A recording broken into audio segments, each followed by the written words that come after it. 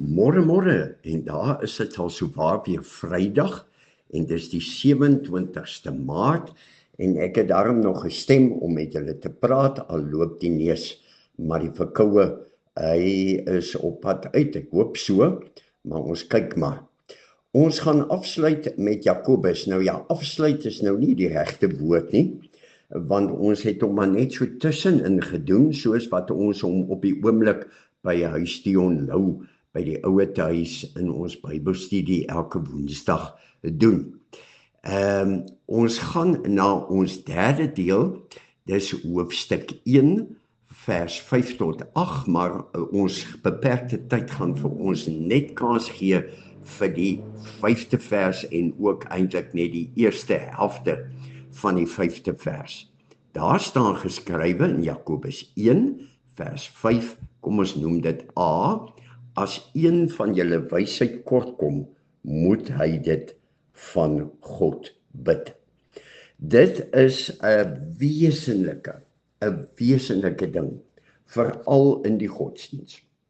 Julle sal onthou dat dit is waarvoor Salomo gevra het. Toe hy by sy groote pa, wat 'n groot koning was, die koning van Dawid, moes oorvat, het hy na die Here geroep, en wat het hy gevra? Hy het gevra vir wysheid. En dit is wat Jakobus dan ook hier skrywe, as een van julle wysheid kortkom, moet hy dit van God vra, of hy moet by God bid. Nou, in die beradingssessies veral, moet ek vir jou eerlikwaar sê, kom 'n mens meer as gewoonlik op hierdie punt uit, dat jy die Here se hulp moet inroep, en die Here se leiding, en die Here se wysheid, goddelike wysheid, om vir jou in die regte rigting te stuur.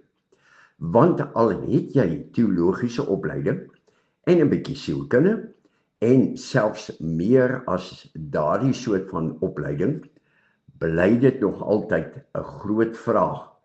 Wat is die verskil tussen kennis en wysheid? 'n kennis van 'n vak, of 'n kennis van 'n besigheid, en wysheid.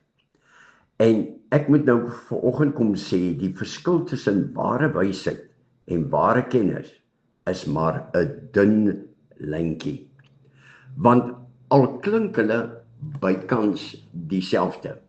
Ek het daai vraag gevra vir die bejaardes daar in Huis Dion Lou, en ek moet sê, dit het nogal so 'n bietjie 'n dispuut geopen. Party het gesê, dis dieselfde. Ander het gesê, Icona.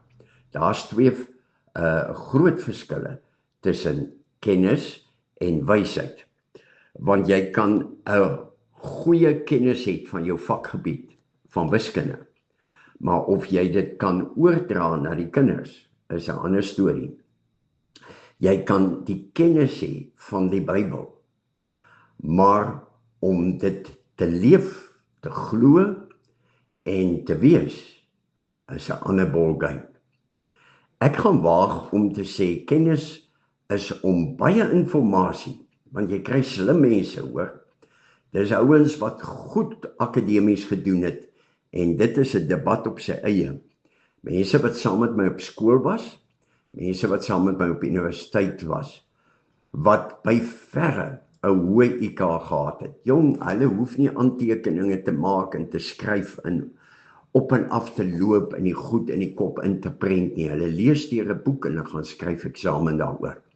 En hulle is baie boeke gelees en hulle het geweldig kennis van 'n bepaalde vak.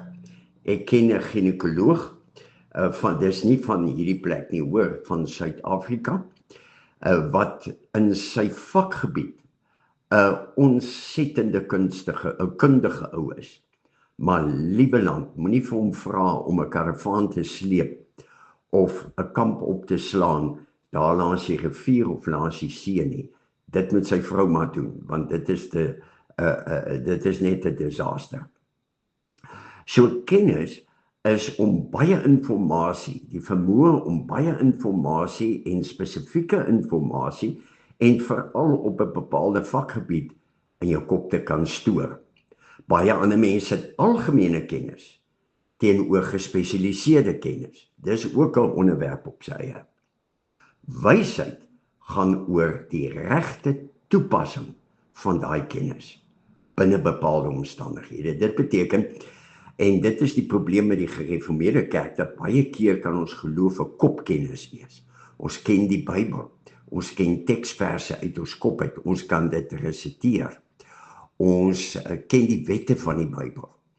Maar oorweer of ons lewe daarna is, dis 'n ander storie, en dis waar die wysheid inkom. Here Jesus, so Salomo, kom ons op hierdie Vrydagoggend en kom bid vir wysheid. Here, ons het baie boekkennis, ons het skool gegaan, ons het deur die jare ervaring opgetel, maar U is die wysheid. U gee die wysheid. En soos Salomo, kom bid ons vir wysheid, ook in ons geestelike lewe, en die uitleef van ons geloof. Amen. Ek weet nie hoe lyk jou naweek nie, maar mag dit 'n geseënde naweek wees. En Gobabos, hou ons Kierie Mark. Mooi loop.